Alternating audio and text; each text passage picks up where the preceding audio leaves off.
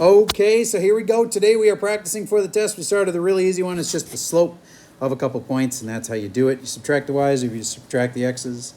And now we're writing this equation out. Y minus y1 equals m times x minus x1.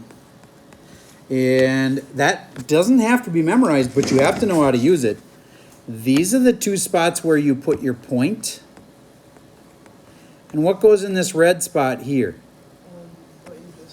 The slope, what you just got. Yep, that's this. Now I'm going to write it out again with the numbers in there. I'm going to pick this point. You can pick either point. I'm going to pick the 2 comma the 4. So the x is 2 and the y is 4 and the slope was negative 2. I can't just leave it like that. I would have totally marked that wrong if it was on the test. I can't read that. So I'm going to rewrite it and say y minus 4 equals negative 2, focus everybody, x minus 2. Okay, so there's your equation. Who had it right? Now, some of you might be like, but I used the 8 and the negative 8. It's fine. If you had the 8 and the negative 8, the 8 would have been here, and the negative 8 would have been here. That's it, and that's in point-slope form. But I solved it for y. Well, great. That was slope-intercept. If you solve it for y, that's the next thing. But if you don't know your different forms of your equations apart, you're going to get it wrong because you had to say this. This was the answer. Unless you used the 8 and the negative 8 here and here, you could have done that. But now I have to solve for y. Really, you just have to add 4 to both sides. But I got to distribute this too. So I hope you knew that this part distributes to negative 2x plus 4. I know some of you probably got dinged by that negative right there. And now I'm going to add 4 to both sides. And I have y equals negative 2x plus 8. And I just double check myself. Is that slope-intercept form? Because that's what they want. Slope-intercept. Yup, that's slope-intercept. Who had that one right? Raise your hand if you did. Cool. Now graph it. I got to start at the 8. And then I go down 2 and over 1. Down 2 over 1. Down 2 over 1. Down 2 over 1. Down 2 over 1. That's probably enough. There we go. Who would have had the perfect paper so far? Okay, awesome. Now, let me just tweak this a little bit. What if it had been less than or equal to that? Then you shade. Which way if it's less than? Y is less than or equal to. Which way do you shade then? Grace? To the left. Don't say that. Say under or over. Under it. And I know that could be construed as left and right, but it matters because some of these, the lines are going to be almost straight across, and you have to know it's shade less than means under. Less means you shade under. And if it says greater, you shade over it. Okay. What if it had been just a less than sign without the equals? What would have to be different? Quinn? Yes, then I'd have to change it to a dotted line. I totally get that was a different question, but if I had only had a less than sign like this, then I'd have to have a dotted line like that. Okay. Whew. What am I the most scared for you on? The hardest questions, of course. So we're going to try one of each of the hardest questions. We're only going to get through one or so before lunch. But the hardest questions. They are, well, first off, if I give you 2 equations, could you graph both of them and even shade on the correct sides of the line? Let's use that same graph, because you can erase, you know. You can just use your eraser. Everybody erase off this graph. So you have a nice graph to work on. If I give you 2 equations, and I make you shade on the right side and everything, that could be like an R3 level question. So let's try this one. Y less than or equal to negative 2x plus 4.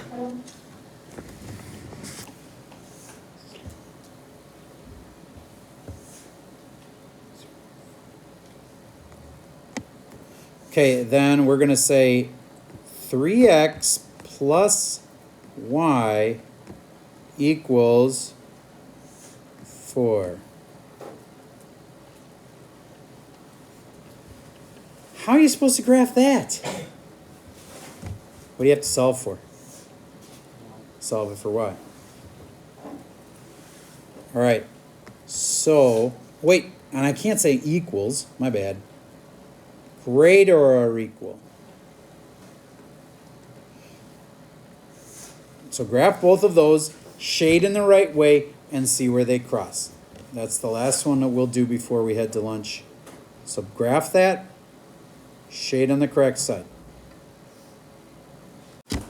So we're back from lunch, and what you were doing when we left was we were graphing this one, which was given to you pretty in a nice easy form, and this one where you had to be able to get y alone. I was afraid some of you weren't able to do that. You just want to get rid of whatever's by the y, see? So we subtracted 3x from both sides. Now, as I graph this, these are very close to each other. One of them starts at 4 and has a slope of negative 2, down 2 over 1, down 2 over 1, down 2 over 1. And then, is that a solid one? Yes, it is, because it says or equal to. Next, it's less than. Less thans look like an L, and it's an L looking thing. So it's a less than, so you shade this way. Now, I'd be really smart to use a different color, so I'm going to do that. I'm switch to red. And now I'm going to graph this one. And I'm going to start at 4 and have a slope. Wait a minute. Well, they both go through 4. Well, then that's the intersection point, which is really critical. Okay. So then this one has a slope of negative 3. They both start at 4. Now this one has a slope of negative 3, which goes down faster, down 3 over 1, down 3 over 1. And so they were very close to on top of each other, but they weren't. Now the critical part is that one was supposed to be wait a minute. Yeah, greater than or equal to, so shading above it. But if you left it like this on the test, I would have to mark it wrong. Because what you're looking for is where they both got double shaded, which was right in here. That's where they got shaded, in between those two lines. That's what's called the feasible region. Okay. All right. So there's graphing. Now, some of you may need help with that, but I think it's going to be best to get that help one-on-one, so you can come up and ask about, hey, can you show me how to graph those again? Okay, here's the next kind we need to practice. I'd like you to go to underneath the picture. There's a space in, otherwise just add a page, whatever, and solve this one with elimination.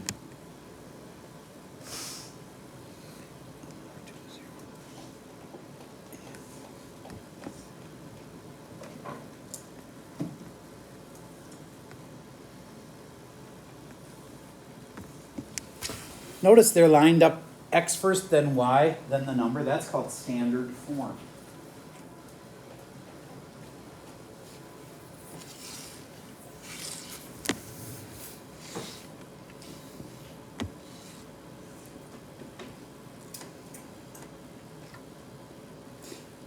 Lily, if I just add these straight down, will something drop out or not?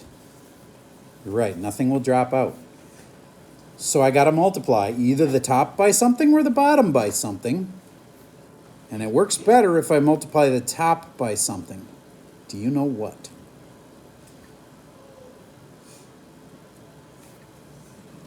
If I multiply everything by 2, and I know that because I saw these two and I was like, what could I do to make them equal? Oh, just times it by 2. I'd like you to finish this one and solve it the rest of the way. we used what's called elimination. And then the last way is called substitution. We subtract the top and the bottom or add? You don't do either one, you combine them. See, one's positive, one's negative. And what if the one on top was negative? Then you wouldn't really be subtracting them, right? So just think combining the top and the bottom. So that's 4, that's 3, and they're both positive. If I combine them, that's 7x. And that's 8, and that's 6. 8 and 6 makes 14. And oh, cool, that worked out nice. X equals 2. Raise your hand if you had x equals 2. Cool. Then, is that the final answer, EJ? No. How do I finish to get the final answer? Put 2 in for x. Yes, we're going to put 2 back in either equation. I'm going to choose the bottom one right there. I'm going to put it there. 3 times 2 minus 2y equals 6. And that's a 6 already right there. And I'm going to subtract 6 from both sides. This is going to get weird. You guys don't like it when there's a 0. But don't freak out. It's just a 0. 6 minus 6 is 0. That's okay. Divide by negative 2. Final answer is 0. 2 comma 0. Who had 2 comma 0 before I even said it? Okay, cool. That was called elimination. And then the last way that you have to know, again, you don't have to know any of these ways to pass the test. You just have to know basics to pass. But if you want an A, you want to have a chance at an A in this class, on this test, you'll have to be able to do substitution also. Ready? 3x plus 2y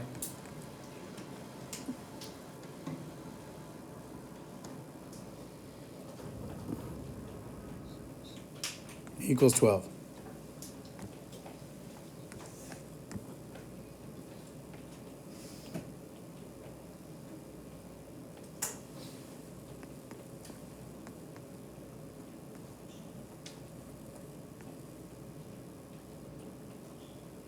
Negative 30, sorry, that's got to be negative 30.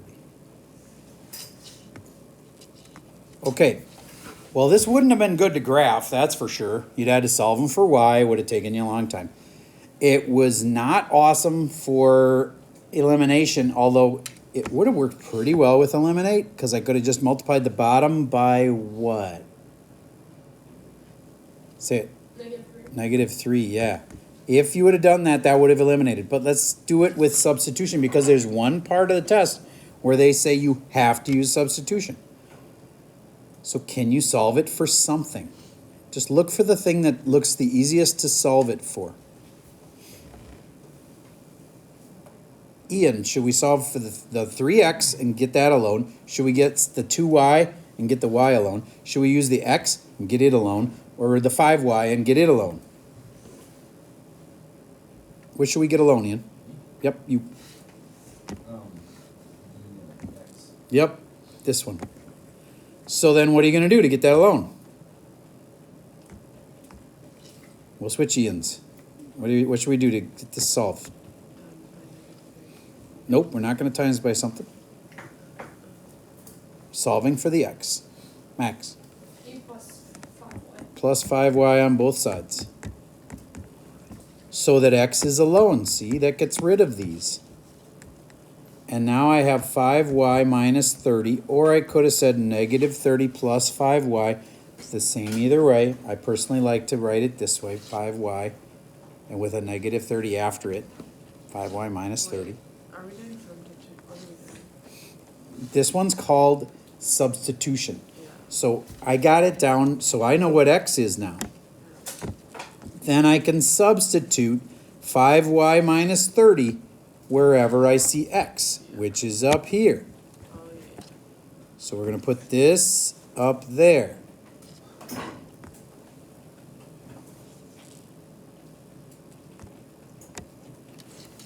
Three parenthesis 5y minus 30.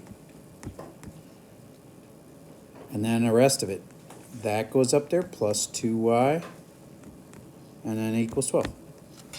Okay. Now, I'm going to multiply this out. That times that times that. 15y minus 30 times 3 is 90, plus 2y equals 12. The 15y and the 2y make 17y minus 90 equals 12. Now I'm adding 90 to both sides. 17y equals 90 plus 12 is 102. And I hope that worked nice. Does anybody divide it by 17? 6, sweet. Y equals 6. If there was one that hard on the test, you would totally be able to use a calculator to do 102 divided by 17. You'd have to come up though, because I don't have enough calculators for everybody. So if you want the luxury of having your own personal calculator, bring one. If you don't own one, ask a friend to borrow one. But if you have to borrow mine, that's fine. It'll work, but it'll be a little more clunky. You'll have to walk up to the front, borrow it for 2 seconds, and then walk back to your desk without it, because I don't have enough for everybody. So you can borrow mine, but it's going to be inconvenient, so bring your own. I did check, and you can use calculators on this test if you bring one, and you cannot use your iPad. Oh, one more thing I should tell you about. Tomorrow is the first time, this is a tougher test, and this is the first time that we are going to not go to lunch like we normally do. I'm sure for some of you that'll be like, suck, I don't get to eat with my friends. I know. But maybe you'll find you'll have even more friends at the second lunch. So there's a lunch that we normally go to, halfway through class. You're going to just finish your whole test, and no, you can't just go whenever you're done. We got to officially move the lunch hour for our whole class to the second time. Now, the good news is, right now, you'd already be at lunch. You know what I mean? So you're going to do your whole class, and then the lunch will be right after this class. So at this time of day, tomorrow, you would already be at lunch. Okay? So you'll have this class first. Now, I know some people get hungry, and I totally will be okay with, if you bring your own snack, eat during the test. I'm okay with that. You want to eat while you take the test? It'll be all right. Okay? As long as you don't make a big mess. Okay? So if you want to bring your own snack or bring your own actual lunch tomorrow, you can do that. Or you can just wait till after the test. But I don't want you to be sitting there like super hungry. Bring stuff if you want, and you can eat. All right? So we'll dismiss. I'll be specific here on what time. Tomorrow is a weird one because it's also a Wednesday. So we normally get out of this class and go to lunch at 12:40. Okay, so bottom line, tomorrow you will end this class at 1:20, 1:19, and then you'll go to lunch. Yes? Yes, you may. Okay, so there, I've reviewed pretty much everything except the hardest part, which is those equations. I think most of you are getting it though, so honestly, it's probably not the hardest part for most of you. I'll do one last one where you have to write the equations and then you solve them. What? Do we have to distribute the y into the equation after we solved it, or? Okay. Yep, so the answer was y equals 6, and I think you're smart enough to know that that wasn't the final answer. You got to take the y, stick it back in. Did you already do that? If you want to tell me the answer, that'd be awesome. Do you know? I didn't do it. Okay. Yeah, just wondering if you had to. Yes, you do have to always get both parts of the answer, so I can finish it. So if I stick the y as 6 right here, I can go 3x plus 2. Oh, look at that. 12 equals 12. So then that must mean x must be 0. So x was 0. So 0 comma 6 was your final answer. Okay. So last thing is write equations. Well, I'm trying to come up with new examples, and so this time we're going to go, we'll keep it simple and do the tickets thing again. Let's say it's adult tickets and student tickets. Adults, we'll call it A. And, students, S is a terrible variable. We're going to say adults is X. And Y is student. Okay. This time, I'm going to just tell you a little bit of info at a time and you make an equation with it, okay? Here's a little bit of info. there's a total of 20 tickets were sold. Not a very big game. Must have been like a really boring one where everybody knew the team was going to win, or maybe it was an away game, so not many people were there. But there was 20 people. Do you know the first equation? I do. There was only 20 people that showed up. Lily, what'd you get for your equation then? Yup. Now I got to tell you more, and you can write another equation. Adult tickets cost $25. Dang, it's an expensive thing. To be a little bit like our, I can't really complain because our theater program is awesome. But let's say it's tickets to the next show. That's about right. And let's say student tickets are $10.